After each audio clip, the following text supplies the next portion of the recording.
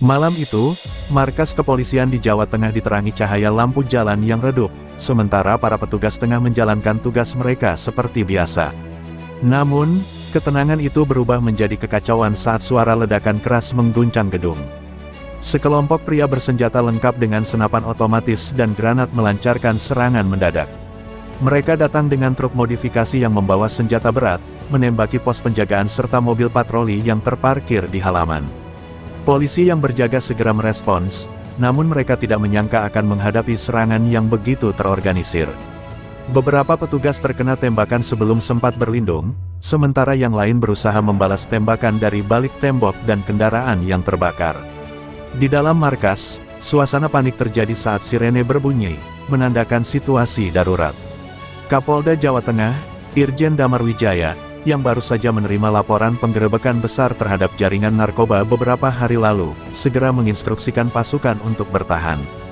Dia menyadari bahwa ini bukan serangan biasa, melainkan balas dendam dari mafia narkoba yang operasinya baru saja digagalkan. Beberapa polisi yang masih bertahan di dalam berusaha mengamankan dokumen penting dan tahanan yang sebelumnya ditangkap dalam penggerebekan tersebut. Sementara itu, unit-unit cadangan dari Satuan Brimob mulai dikerahkan untuk memperkuat pertahanan. Setelah hampir 1 jam pertempuran sengit, suara sirene dari bala bantuan mulai terdengar dari kejauhan. Menyadari bahwa mereka akan terkepung, kelompok mafia itu mulai mundur, meninggalkan mayat beberapa rekannya yang tewas dalam baku tembak. Sebelum pergi, mereka meledakkan beberapa kendaraan polisi, menciptakan kekacauan tambahan sebagai peringatan bahwa perang belum selesai. Saat situasi mulai mereda, kepolisian mendapati bahwa serangan ini telah menewaskan 5 petugas dan melukai lebih dari 10 lainnya. Dengan amarah membara, Kapolda Damar bersumpah bahwa serangan ini tidak akan dibiarkan tanpa pembalasan. Malam itu, Jawa Tengah memasuki babak baru dalam perang melawan jaringan mafia narkoba yang semakin berani. Pagi setelah serangan brutal itu, markas kepolisian Jawa Tengah masih dipenuhi dengan puing-puing kehancuran. Tim forensik bekerja tanpa henti, mengumpulkan bukti dari lokasi kejadian, sementara unit investigasi mulai menganalisis rekaman CCTV untuk mengidentifikasi para penyerang. Dari hasil penyelidikan awal, ditemukan bahwa kelompok yang bertanggung jawab atas serangan ini adalah bagian dari jaringan narkoba internasional yang telah lama beroperasi di wilayah Jawa Tengah. Mereka dikenal sebagai kelompok hitam, sebuah sindikat yang bergerak di bawah radar, menguasai jalur perdagangan narkoba dari perbatasan hingga ke kota-kota besar. Serangan ini diyakini sebagai aksi balas dendam setelah polisi berhasil menggagalkan pengiriman besar narkoba mereka beberapa hari lalu. Kapolda Damar Wijaya mengumpulkan seluruh pejabat tinggi kepolisian dalam rapat darurat. Ia menegaskan bahwa kelompok ini tidak boleh dibiarkan berkeliaran lebih lama. Mereka telah menyerang kita di rumah kita sendiri. Ini bukan sekadar kasus kriminal biasa, ini adalah deklarasi perang. Serunya dengan suara penuh ketegasan. Tim intelijen mulai menelusuri komunikasi antar jaringan mafia dan menemukan bahwa serangan ini telah direncanakan jauh sebelum penggerebekan terakhir. Data dari penyadapan telepon dan transaksi keuangan menunjukkan bahwa kelompok hitam memiliki hubungan dengan beberapa bandar narkoba besar di luar negeri, yang memasok mereka dengan uang, senjata, serta perlindungan hukum dari para pejabat korup. Sementara itu, di lapangan, tim penyidik mulai memburu jejak para pelaku yang melarikan diri. Beberapa kendaraan yang digunakan dalam serangan ditemukan ditinggalkan di pinggir kota, lengkap dengan bercak darah dan senjata yang masih berceceran. Dari sidik jari yang berhasil diidentifikasi, nama beberapa anggota kelompok hitam mulai muncul dalam daftar buronan utama. Salah satu dari mereka adalah Rudy Cobra, seorang mantan anggota militer yang kini menjadi eksekutor utama dalam organisasi ini. Dengan temuan ini, polisi semakin yakin bahwa mafia ini bukan sekadar jaringan narkoba biasa, tetapi memiliki kapasitas militer yang membuat mereka semakin berbahaya. Setelah mengumpulkan cukup bukti dan mengidentifikasi beberapa pelaku utama, Kapolda Damar Wijaya segera menggelar operasi balasan untuk memburu kelompok hitam. Dia membentuk tim khusus yang terdiri dari anggota Densus 88, Brimob, serta intelijen kepolisian untuk menelusuri keberadaan para pelaku. Dari informasi yang berhasil dikumpulkan, para penyerang diperkirakan bersembunyi di daerah perbukitan dekat perbatasan provinsi, tempat mereka membangun markas rahasia. Namun, operasi ini tidak bisa dilakukan dengan sembarangan. Kelompok hitam memiliki persenjataan lengkap dan jaringan luas, yang berarti polisi harus bergerak dengan strategi yang matang. Pada tengah malam, tim operasi mulai bergerak dalam kelompok-kelompok kecil untuk menyusup ke beberapa titik strategis yang diduga menjadi tempat persembunyian mafia. Salah satu lokasi utama yang ditargetkan adalah sebuah gudang tua di pinggiran kota yang sering digunakan oleh kelompok kriminal untuk transaksi narkoba. Tim gabungan mengepung bangunan itu dan memberikan peringatan agar mereka menyerah. Namun, bukannya menyerah, para penjaga di dalam gudang justru langsung melepaskan tembakan ke arah polisi. Baku tembak sengit terjadi, membuat polisi harus menggunakan taktik serangan mendadak untuk menembus pertahanan mereka. Setelah lebih dari 1 jam pertempuran, polisi akhirnya berhasil melumpuhkan para pelaku dan mengamankan lokasi. Dari hasil penggerebekan, polisi menemukan sejumlah besar senjata api ilegal, amunisi, serta dokumen transaksi narkoba dalam jumlah besar. Beberapa anggota kelompok hitam tewas dalam baku tembak, sementara beberapa lainnya berhasil ditangkap hidup-hidup. Namun, pimpinan kelompok itu, Rudy Cobra, tidak ditemukan di lokasi. Dari interogasi awal terhadap salah satu anggota yang tertangkap, polisi mendapatkan informasi bahwa kelompok hitam telah mengetahui rencana penggerebekan dan sebagian besar anggotanya sudah lebih dulu melarikan diri ke lokasi lain yang lebih aman. Fakta ini menunjukkan bahwa ada kemungkinan informasi bocor dari dalam kepolisian, membuat Kapolda Damar semakin waspada. Keberhasilan penggerebekan di gudang tua memberikan sedikit kemenangan bagi kepolisian, tetapi rasa puas itu segera tergantikan oleh kecurigaan besar. Fakta bahwa para pemimpin utama kelompok hitam berhasil melarikan diri sebelum serangan menunjukkan adanya kebocoran informasi dari dalam kepolisian. Kapolda Damar Wijaya segera memerintahkan investigasi internal untuk mencari tahu siapa pengkhianat yang memberikan informasi kepada mafia. Ia memanggil Kombes Arif, Kepala Intelijen Polda, untuk membentuk satuan rahasia yang akan menyelidiki setiap perwira yang memiliki akses terhadap operasi-operasi rahasia kepolisian. Tak butuh waktu lama, daftar tersangka mulai mengerucut ke beberapa nama yang mencurigakan. Salah satu petugas yang diawasi secara ketat adalah AKP Surya, seorang perwira senior yang diketahui memiliki gaya hidup mewah yang tidak sesuai dengan gajinya sebagai polisi. Dari catatan keuangan yang diperiksa, ditemukan bahwa Surya sering menerima transfer dalam jumlah besar dari rekening anonim. Selain itu, ia juga kerap melakukan perjalanan ke luar negeri tanpa alasan yang jelas. Saat tim investigasi membuntutinya, mereka menemukan bahwa Surya sering bertemu dengan seorang pria bernama Anton, seorang pengusaha yang diduga menjadi perantara antara mafia dan oknum di kepolisian. Penyelidikan ini semakin menguatkan dugaan bahwa ada pengkhianat di dalam tubuh polisi yang selama ini membocorkan informasi operasi. Kapolda Damar tidak ingin mengambil risiko lebih jauh. Dalam sebuah operasi diam-diam, AKP Surya akhirnya ditangkap oleh tim internal kepolisian. Saat diinterogasi, Surya awalnya membantah semua tuduhan, tetapi setelah bukti-bukti keuangan dan rekaman percakapan ditunjukkan kepadanya, ia akhirnya mengaku telah menerima suap dari kelompok hitam untuk memberikan informasi tentang pergerakan polisi. Ia juga mengungkap bahwa mafia telah menyusup lebih dalam ke dalam jaringan kepolisian daripada yang mereka duga sebelumnya. Pengakuan ini mengguncang Polda Jawa Tengah, tetapi bagi Kapolda Damar, ini justru menjadi alasan lebih kuat untuk segera menumpas kelompok ini sampai ke akar-akarnya. Setelah berhasil membongkar adanya pengkhianat dalam tubuh kepolisian, Kapolda Damar Wijaya bergerak cepat untuk menindaklanjuti informasi yang didapat dari AKP Surya. Berdasarkan hasil interogasi, diketahui bahwa Rudy Cobra dan sisa pasukannya bersembunyi di sebuah villa mewah yang terletak di daerah pegunungan, sekitar 2 jam perjalanan dari pusat kota. Lokasi ini dipilih karena medannya yang sulit dijangkau serta memiliki jalur pelarian yang luas. Dengan perencanaan matang, Kapolda menginstruksikan tim khusus yang terdiri dari Brimob dan Densus 88 untuk melancarkan penyergapan besar-besaran guna menangkap pemimpin kelompok hitam itu hidup-hidup. Pada malam yang telah ditentukan, tim kepolisian bergerak dalam senyap. Dengan peralatan lengkap, mereka menyusuri jalur pegunungan dengan hati-hati untuk menghindari deteksi. Begitu tiba di lokasi, tim segera mengepung villa tersebut dan mengatur posisi serangan. Namun, sebelum mereka bisa melancarkan operasi, tiba-tiba terdengar ledakan besar dari dalam villa. Suara ledakan itu diikuti dengan rentetan tembakan dari arah bukit, menandakan bahwa mafia telah mengetahui kehadiran polisi. Kejadian ini membuat tim kepolisian terkejut, karena seharusnya operasi ini dilakukan secara rahasia. Mafia yang bersiap dengan senjata berat mulai menembaki pasukan polisi yang baru tiba, memaksa mereka untuk mencari perlindungan. Setelah pertempuran sengit selama hampir 1 jam, polisi terpaksa mundur untuk menghindari korban lebih banyak. Rudy, Cobra, dan anak buahnya berhasil melarikan diri melalui jalur rahasia yang sudah mereka siapkan sebelumnya.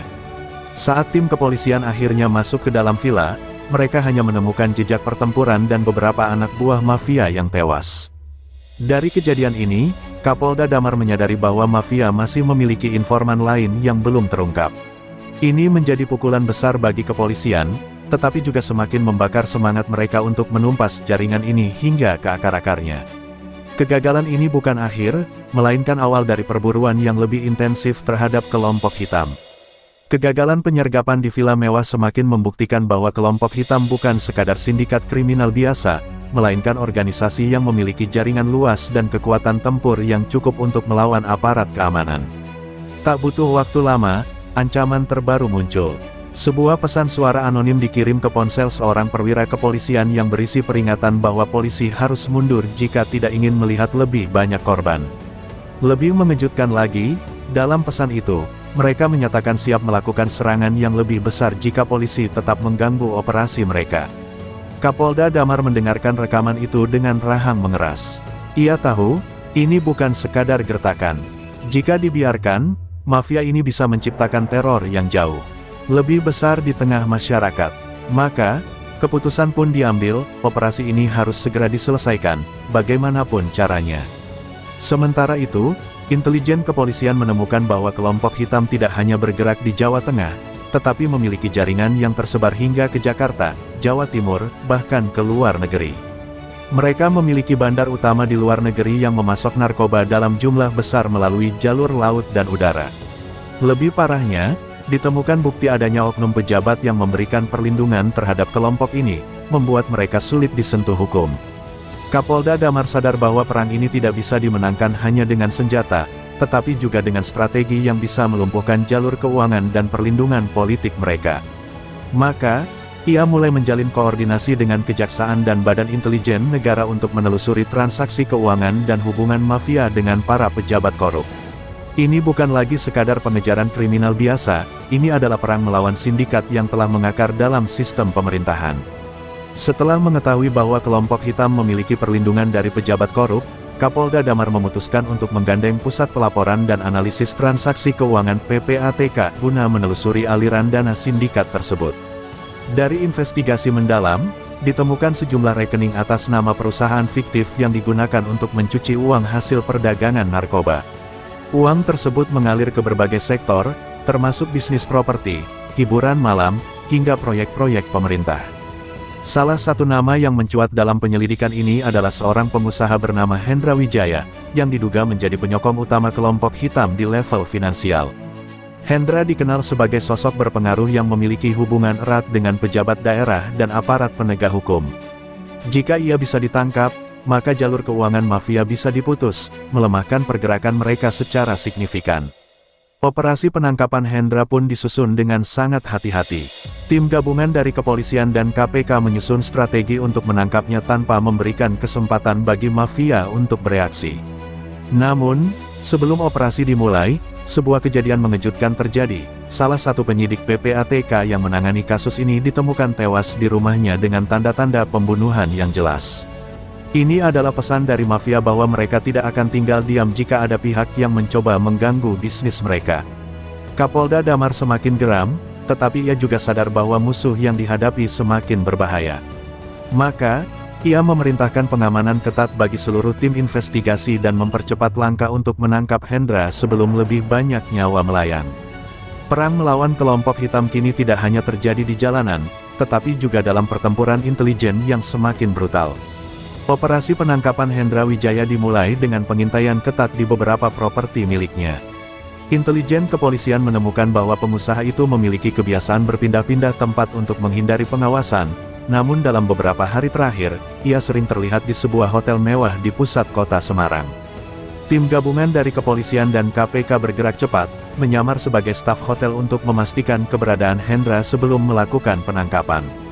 Saat operasi dimulai, beberapa anak buah Hendra yang bertugas sebagai pengawal mencoba memberikan perlawanan, tetapi mereka berhasil dilumpuhkan dalam hitungan menit. Hendra sendiri mencoba melarikan diri melalui jalur darurat, tetapi tim kepolisian telah mengepung seluruh area. Dengan wajah tegang, ia akhirnya menyerah tanpa perlawanan.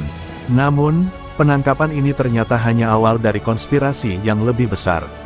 Dari interogasi awal, Hendra mengakui bahwa dirinya hanya salah satu pemain dalam jaringan ini, sementara otak utama yang mengendalikan kelompok hitam berada di luar negeri. Ia juga memberikan informasi mengejutkan bahwa jaringan ini memiliki koneksi dengan sindikat kriminal internasional yang beroperasi dari Malaysia dan Thailand. Kapolda Damar sadar bahwa operasi ini tidak bisa lagi hanya dilakukan oleh kepolisian daerah, mereka membutuhkan bantuan dari Mabes Polri serta kerjasama dengan Interpol untuk melacak para bandar besar di luar negeri. Sementara Hendra dikawal ketat untuk menghindari upaya pembunuhan atau intervensi dari pihak tertentu, Damar dan timnya mulai merancang strategi baru untuk menghancurkan kelompok hitam hingga ke akar-akarnya. Informasi dari Hendra Wijaya mengungkap bahwa jalur utama penyelundupan narkoba kelompok hitam berasal dari perbatasan laut antara Indonesia, Malaysia, dan Thailand. Kapolda Damar segera berkoordinasi dengan Badan Narkotika Nasional (BNN) dan TNI AL untuk memperketat patroli di jalur laut yang sering digunakan oleh kapal-kapal mafia. Operasi gabungan pun diluncurkan dengan target menangkap kapal penyelundup yang diperkirakan akan masuk ke perairan Indonesia dalam beberapa hari ke depan. Dengan menggunakan teknologi radar canggih dan bantuan intelijen, sebuah kapal kargo yang dicurigai membawa narkoba dalam jumlah besar berhasil terdeteksi. Kapal tersebut berlayar tanpa sinyal identifikasi, ciri khas kapal yang berusaha menghindari pengawasan hukum. Saat TNI AL dan kepolisian bergerak untuk mencegat kapal tersebut, sekelompok pria bersenjata yang berada di dalam kapal langsung melepaskan tembakan, mencoba melawan dengan senjata otomatis. Baku tembak sengit pun terjadi di tengah lautan, dengan pasukan TNI AL yang bersenjatakan peralatan tempur canggih berusaha menaiki kapal musuh. Setelah pertempuran yang berlangsung selama hampir 1 jam, kapal berhasil dikuasai, dan puluhan anggota mafia ditangkap, termasuk seorang warga negara asing yang diduga sebagai perwakilan sindikat narkoba internasional. Dari kapal tersebut, ditemukan bertonton sabu dan ekstasi yang nilainya mencapai miliaran rupiah. Ini menjadi pukulan telak bagi kelompok hitam, yang kini kehilangan salah satu jalur suplai utama mereka. Namun, kemenangan ini belum cukup, Kapolda Damar tahu bahwa masih ada target lebih besar yang harus mereka buru, termasuk Rudy Cobra, yang masih dalam pelarian. Setelah penyitaan kapal kargo yang membawa narkoba dalam jumlah besar, tekanan terhadap kelompok hitam semakin meningkat. Banyak jaringan mereka yang lumpuh, dan beberapa bandar besar mulai bersembunyi atau melarikan diri ke luar negeri. Namun, ada satu orang yang masih belum tersentuh, Rudy Cobra. Sosok ini bukan hanya eksekutor berdarah dingin, tetapi juga pemimpin pasukan tempur mafia yang telah berkali-kali berhasil lolos dari sergapan polisi. Intelijen kepolisian akhirnya menemukan jejaknya di sebuah daerah pedalaman di Jawa Timur, tempat ia bersembunyi bersama sisa pasukannya di sebuah rumah aman yang dijaga ketat. Kapolda Damar tidak ingin mengulangi kesalahan sebelumnya, kali ini, operasi harus berjalan sempurna. Tim khusus Brimob dan Densus 88 dikerahkan untuk menangkap Rudy dalam operasi yang dirancang secara rahasia. Mereka bergerak di malam hari, menyusup ke area persembunyian tanpa menimbulkan kecurigaan. Namun, begitu tim mulai mendekati lokasi, mereka disambut dengan hujan peluru. Baku tembak sengit pun pecah di tengah malam, dengan polisi berusaha menembus pertahanan kelompok Rudy yang ternyata sudah bersiap menghadapi serangan. Satu persatu anak buahnya berhasil dilumpuhkan, tetapi Rudy sendiri tidak ditemukan di dalam rumah aman itu. Dari interogasi terhadap anggota yang tertangkap, diketahui bahwa Rudy telah melarikan diri beberapa jam sebelumnya, kemungkinan besar dengan tujuan menuju perbatasan. Untuk keluar dari Indonesia, Kapolda Damar kini dihadapkan pada perlombaan melawan waktu.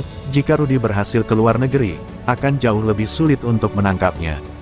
Dengan informasi bahwa Rudy Cobra berusaha melarikan diri ke luar negeri, Kapolda Damar segera menghubungi kepolisian di perbatasan dan mengeluarkan status buron nasional terhadapnya. Berdasarkan data intelijen, Rudy berencana menyeberang ke Malaysia melalui jalur laut di perairan Kalimantan. Tim gabungan dari kepolisian dan TNI AL segera bergerak cepat, menyebar di beberapa titik yang diduga menjadi jalur pelariannya. Di tengah perburuan ini, Sebuah laporan dari informan terpercaya menyebutkan bahwa Rudy berada di sebuah kapal cepat yang bergerak menuju perairan internasional. Tanpa membuang waktu, Satuan Patroli Laut segera melakukan pengejaran dengan kecepatan penuh, mencoba mencegat kapal tersebut sebelum melewati batas wilayah Indonesia. Ketika kapal patroli berhasil mendekati target, Rudy dan anak buahnya justru melawan dengan tembakan senjata otomatis. Pertempuran sengit pun terjadi di tengah laut, dengan pasukan TNI AL dan polisi berusaha melumpuhkan kapal musuh tanpa menghancurkannya. Setelah beberapa menit baku tembak, salah satu tembakan sniper dari pasukan elit berhasil mengenai mesin kapal Rudy, membuatnya kehilangan kendali. Polisi segera menaiki kapal yang mulai melambat, menangkap beberapa anak buahnya yang masih hidup. Namun, Rudy tidak ditemukan di atas kapal, ia ternyata telah melompat ke laut, mencoba berenang ke arah kapal lain yang menunggu di kejauhan. Tanpa ragu, tim kepolisian segera mengejar dan akhirnya berhasil menangkapnya sebelum ia mencapai kapal penyelamat. Dengan borgol di tangannya dan wajah penuh amarah, Rudy akhirnya dibawa kembali ke daratan untuk menghadapi keadilan. Namun, meskipun ia tertangkap, perang melawan jaringan kelompok hitam belum sepenuhnya berakhir, masih ada sisa-sisa kekuatan mereka yang harus dibasmi. Dengan tertangkapnya Rudy, Cobra, kepolisian berharap kelompok hitam akan runtuh. Namun, yang terjadi justru sebaliknya, sisa-sisa jaringan mafia ini mulai melakukan aksi balas dendam. Sejumlah perwira kepolisian yang terlibat dalam operasi penumpasan mulai menerima ancaman, dan beberapa pos polisi di wilayah-wilayah rawan diserang oleh kelompok bersenjata tak dikenal. Intelijen kepolisian menemukan bahwa seorang tokoh penting yang dikenal sebagai Tuan Hitam, telah mengambil alih kendali jaringan setelah Rudy tertangkap. Sosok ini jauh lebih licin dan berbahaya, dengan koneksi yang kuat di dunia kriminal internasional. Kapolda Damar menyadari bahwa pertempuran belum selesai, mereka harus menangkap Tuan Hitam, sebelum kelompok ini bisa kembali bangkit. Sebuah rencana besar pun disusun untuk menghancurkan markas terakhir mafia di Indonesia. Dari hasil penyelidikan, diketahui bahwa kelompok hitam telah memindahkan operasinya ke sebuah kawasan industri terbengkalai yang dijadikan pusat distribusi narkoba dan markas komando mereka. Operasi besar-besaran pun disiapkan dengan mengerahkan ratusan personel dari berbagai satuan elit kepolisian dan TNI. Pada malam yang telah ditentukan, pasukan kepolisian menyerbu markas tersebut dengan strategi serangan cepat. Pertempuran sengit kembali pecah, dengan mafia berusaha mempertahankan markas mereka dengan segala cara. Namun, kali ini polisi telah siap dengan persenjataan dan taktik yang lebih unggul. Dalam waktu beberapa jam, markas itu berhasil dihancurkan, dan sebagian besar anggota kelompok hitam tewas atau tertangkap. Namun, di tengah kekacauan itu, Tuan Hitam berhasil meloloskan diri, meninggalkan pertanyaan besar, siapa sebenarnya dalang utama di balik jaringan ini. Pasca penghancuran markas kelompok hitam, kepolisian menemukan banyak dokumen penting yang mengarah pada identitas asli Tuan Hitam. Dari berbagai catatan transaksi keuangan dan komunikasi rahasia, terungkap bahwa sosok tersebut bukan hanya seorang kriminal biasa, melainkan memiliki hubungan erat dengan sejumlah pejabat tinggi dan pengusaha berpengaruh. Lebih mengejutkan lagi, nama yang paling sering muncul dalam dokumen itu adalah seorang mantan jenderal yang kini menjabat sebagai salah satu penasihat di Kementerian Strategis. Sosok ini dikenal sebagai pria berwibawa yang selama ini tidak pernah tersentuh skandal. Kapolda Damar sadar bahwa menangkapnya bukanlah perkara mudah, ia memiliki perlindungan kuat dari berbagai pihak yang berkepentingan. Namun, bukti yang ditemukan terlalu kuat untuk diabaikan. Kapolda Damar pun berkoordinasi dengan Mabes Polri, KPK, dan Badan Intelijen Negara untuk merancang operasi rahasia. Menggunakan teknik pengawasan tingkat tinggi, tim intelijen berhasil melacak pergerakan Tuan Hitam, dan menemukan bahwa ia sering bertemu dengan diplomat asing serta pebisnis gelap yang diduga terlibat dalam pencucian uang dan perdagangan narkoba lintas negara. Setelah mengumpulkan cukup bukti, surat perintah penangkapan pun dikeluarkan.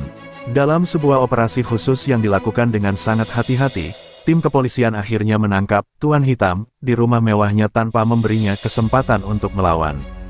Dengan wajah yang penuh keterkejutan, ia dibawa ke Mabes Polri untuk menjalani interogasi. Namun, sebelum ia sempat berbicara banyak, muncul tekanan politik yang mencoba menggagalkan proses hukum ini, pertanda bahwa mafia ini masih memiliki cengkeraman kuat di dalam sistem pemerintahan. Penangkapan Tuan Hitam langsung menggemparkan dunia politik dan kepolisian. Sejumlah pejabat tinggi mulai memberikan pernyataan membela dirinya, bahkan beberapa tokoh berpengaruh menuduh polisi melakukan kriminalisasi terhadap tokoh nasional. Di belakang layar, Kapolda Damar menerima tekanan besar dari berbagai pihak agar membebaskan Tuan Hitam dengan alasan kurangnya bukti kuat. Namun, ia menolak tunduk pada tekanan itu dan justru mempercepat proses hukum dengan menyerahkan semua bukti kepada Kejaksaan Agung. Langkah ini memperumit keadaan, karena mulai muncul isu-isu miring di media yang mencoba menggiring opini publik bahwa operasi pemberantasan narkoba ini memiliki motif politik. Situasi semakin memanas ketika seorang penyidik utama dalam kasus ini ditemukan tewas dalam kecelakaan misterius, yang diduga kuat merupakan pembunuhan terencana. Menyadari bahwa kelompok hitam masih memiliki sisa-sisa kekuatan yang berusaha menggagalkan penegakan hukum, Kapolda Damar mengadakan pertemuan darurat dengan jajaran kepolisian dan intelijen negara. Mereka sepakat untuk segera membawa kasus ini ke tingkat yang lebih tinggi dengan melibatkan Presiden secara langsung. Dalam sebuah pertemuan rahasia, Damar memaparkan seluruh hasil penyelidikan kepada Presiden, termasuk bukti adanya jaringan mafia yang telah menyusup ke berbagai lembaga negara. Presiden, yang geram dengan kenyataan ini, langsung memerintahkan pembentukan satuan tugas khusus yang memiliki wewenang penuh untuk memberantas mafia narkoba tanpa ada intervensi politik. Dengan dukungan langsung dari kepala negara, perang melawan sisa-sisa kelompok hitam kini memasuki babak baru, lebih besar, lebih berbahaya, dan lebih menentukan. Setelah Presiden membentuk satuan tugas khusus untuk menumpas sisa jaringan kelompok hitam, tekanan terhadap mafia semakin kuat. Banyak pejabat yang sebelumnya diam kini mulai angkat tangan dan menjauh dari kelompok tersebut, khawatir akan terseret dalam penyelidikan. Namun, mafia yang tersisa tidak tinggal diam. Dalam sebuah aksi nekat, mereka melancarkan serangan bom mobil terhadap konvoi polisi yang membawa dokumen penting tentang kasus ini. Ledakan dahsyat mengguncang jalanan di tengah kota, menewaskan beberapa petugas dan membakar habis kendaraan yang membawa bukti-bukti kunci. Serangan ini menjadi peringatan keras bahwa mafia masih memiliki sumber daya dan keberanian untuk melawan balik, bahkan di tengah tekanan besar dari aparat hukum. Kapolda Damar segera mengadakan pertemuan darurat dengan tim satuan tugas dan memutuskan untuk meningkatkan perlindungan terhadap saksi-saksi kunci serta mempercepat proses hukum terhadap Tuan Hitam. Mereka menyadari bahwa jika dibiarkan terlalu lama, mafia bisa menyusun strategi baru untuk meloloskan diri atau bahkan membunuh lebih banyak orang. Damar juga menginstruksikan pasukannya untuk melakukan penangkapan besar-besaran terhadap semua tersangka yang terlibat, tanpa memberi mereka kesempatan untuk bergerak. Dalam waktu kurang dari 48 jam, puluhan anak buah kelompok hitam ditangkap di berbagai daerah, dan aset mereka mulai dibekukan. Meski mengalami serangan brutal, polisi tetap bergerak maju. Mereka tahu bahwa ini adalah pertarungan hidup dan mati melawan jaringan kriminal yang telah mengakar selama bertahun-tahun. Setelah puluhan anggota kelompok hitam ditangkap, situasi mulai sedikit mereda. Namun, Kapolda Damar tahu bahwa selama Tuan Hitam masih bernapas, bahaya belum sepenuhnya hilang. Di dalam tahanan, Tuan Hitam tetap berusaha mengendalikan jaringan mafia dari balik jeruji besi. Dengan menggunakan orang-orang kepercayaannya yang masih bebas, ia mengatur strategi untuk meloloskan diri dan sekaligus menghancurkan semua yang telah dibangun kepolisian dalam perang melawan narkoba. Salah satu langkahnya adalah dengan menyuap beberapa petugas di lembaga pemasyarakatan untuk membantunya kabur. Ia juga merencanakan pembunuhan terhadap saksi-saksi kunci, termasuk Hendra Wijaya dan beberapa pejabat yang telah membelot dari jaringan mafia. Mengetahui ancaman ini, Kapolda Damar langsung bertindak cepat. Ia menginstruksikan agar Tuan Hitam dipindahkan ke sel isolasi dengan penjagaan ketat dari tim khusus anti-mafia. Tak hanya itu, Damar juga memerintahkan pemindahan para saksi ke lokasi rahasia untuk menghindari pembunuhan berencana. Langkah ini membuat mafia semakin terdesak, dan mereka mulai kehilangan kendali atas situasi. Meski demikian, masih ada satu ancaman besar yang belum terselesaikan, keberadaan sisa-sisa pasukan elit mafia yang bersembunyi dan menunggu waktu yang tepat untuk menyerang balik. Damar dan timnya harus berpikir lebih jauh untuk memastikan bahwa kelompok hitam benar-benar dihancurkan hingga ke akarnya. Meskipun semakin terpojok, sisa pasukan kelompok hitam yang masih bebas merencanakan aksi nekat terakhir. Mereka sadar bahwa tanpa Tuan Hitam, jaringan mereka akan benar-benar runtuh. Dalam sebuah pertemuan rahasia di sebuah gudang tua di pinggiran kota, mereka menyusun strategi untuk melakukan serangan langsung ke pusat komando kepolisian. Target utama mereka adalah Kapolda Damar dan timnya. Dengan persenjataan lengkap yang masih tersisa, kelompok ini berencana melakukan serangan frontal ke markas Polda Jawa Tengah, berharap bisa membebaskan beberapa anggota mereka yang masih tertahan. Namun, rencana ini bocor ke intelijen kepolisian. Kapolda Damar segera mengambil tindakan dengan menyiapkan jebakan besar. Pasukan Brimob, Densus 88, dan Satuan Khusus TNI dikerahkan untuk menghadapi serangan ini. Saat kelompok mafia mulai bergerak menuju markas kepolisian, mereka tidak menyadari bahwa tim gabungan telah siap menyergap mereka di titik-titik strategis. Begitu mereka mendekati area sasaran, polisi langsung menggempur dengan tembakan balasan. Baku tembak sengit pecah di tengah malam, dengan mafia berusaha mati-matian melawan. Namun, mereka kalah jumlah dan persenjataan. Dalam waktu kurang dari 1 jam, sebagian besar dari mereka tewas, sementara sisanya ditangkap hidup-hidup. Serangan ini menjadi pukulan terakhir bagi kelompok hitam, menandakan berakhirnya era kekuasaan mereka di dunia kriminal. Dengan hancurnya kelompok hitam di Indonesia, penyelidikan berlanjut ke level yang lebih tinggi. Dari interogasi terhadap para anggota yang tertangkap, kepolisian menemukan fakta mengejutkan, jaringan mafia ini bukan hanya beroperasi di dalam negeri, tetapi juga terhubung dengan kartel narkoba internasional. Data yang ditemukan di server rahasia menunjukkan adanya aliran dana besar yang masuk dari sindikat narkoba di Meksiko, Tiongkok, dan Eropa Timur. Mereka menggunakan Indonesia sebagai jalur transit utama untuk mengedarkan narkoba ke seluruh Asia Tenggara. Fakta ini membuka mata Kapolda Damar bahwa perang yang mereka hadapi lebih besar dari yang selama ini mereka bayangkan. Dengan bukti yang cukup, Kapolda Damar bekerja sama dengan Interpol dan DEA, Badan Narkotika Amerika Serikat, untuk mengejar para dalang di balik jaringan global ini. Tim gabungan mulai melacak aset dan transaksi keuangan yang mengarah ke para bos besar di luar negeri. Sejumlah rekening bank offshore mulai dibekukan, dan beberapa sindikat internasional mulai panik karena jalur distribusi mereka terganggu. Namun, ini juga berarti ancaman bagi kepolisian semakin besar. Damar tahu bahwa para pemimpin sindikat ini tidak akan tinggal diam dan kemungkinan besar akan membalas dengan cara yang lebih licik. Perang melawan narkoba kini tidak hanya melibatkan kepolisian Indonesia, tetapi juga menjadi pertarungan global. Setelah jaringan internasional kelompok hitam terbongkar, tekanan dari luar negeri mulai dirasakan oleh kepolisian Indonesia. Beberapa sindikat narkoba asing mulai mengirim ancaman pembunuhan kepada pejabat tinggi, termasuk Kapolda Damar. Bahkan, intelijen mendeteksi adanya upaya menyusupkan mata-mata ke dalam institusi kepolisian untuk melemahkan operasi yang sedang berjalan. Tidak ingin lengah, Damar segera meningkatkan sistem keamanan di seluruh jajaran kepolisian dan memperketat perlindungan terhadap dirinya serta tim satuan tugas khusus. Keamanan perbatasan juga diperketat untuk mencegah masuknya agen-agen sindikat internasional yang ingin menyelamatkan sisa-sisa jaringan mereka di Indonesia. Sementara itu, kerja sama dengan Interpol dan DEA mulai menunjukkan hasil. Salah satu bos besar jaringan narkoba Asia yang dikenal sebagai The Dragon, berhasil diidentifikasi sebagai tokoh utama di balik suplai narkoba ke Indonesia. Dengan informasi ini, sebuah operasi rahasia berskala internasional dirancang untuk menangkapnya. Operasi ini melibatkan tim gabungan dari berbagai negara dan dirancang dengan sangat hati-hati agar tidak bocor ke pihak mafia. Namun, tepat sebelum operasi dimulai, salah satu petugas intelijen Indonesia ditemukan tewas di apartemennya, diduga akibat diracun oleh agen sindikat. Ini menjadi bukti bahwa lawan yang mereka hadapi bukan hanya mafia biasa, tetapi juga organisasi kejahatan global yang memiliki koneksi kuat dan tidak ragu membunuh siapa saja yang menghalangi jalan mereka. Operasi internasional untuk menangkap The Dragon akhirnya dijalankan dengan tingkat kerahasiaan tinggi.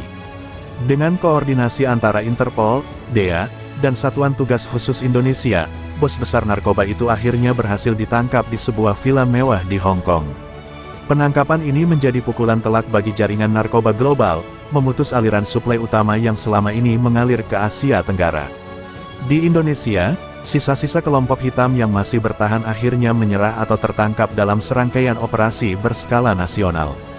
Dalam waktu kurang dari setahun, jaringan mafia yang telah mengakar selama puluhan tahun berhasil dihancurkan. Namun, Kemenangan ini datang dengan harga mahal. Banyak aparat kepolisian dan intelijen gugur dalam perang melawan mafia, termasuk beberapa orang kepercayaan Kapolda Damar. Selain itu, tekanan politik dari kelompok-kelompok yang merasa kepentingannya terganggu terus berdatangan. Meski begitu, Damar tetap teguh pada pendiriannya, tidak akan membiarkan Indonesia kembali dikuasai oleh sindikat narkoba. Dengan dukungan presiden dan rakyat, sistem penegakan hukum mulai dibenahi agar mafia tidak bisa bangkit kembali. Meski perang ini telah dimenangkan, ia tahu bahwa ancaman baru bisa muncul kapan saja. Namun, kali ini, Indonesia telah lebih siap untuk melawan. Perang melawan narkoba bukanlah sekadar pertarungan antara aparat penegak hukum dan para mafia.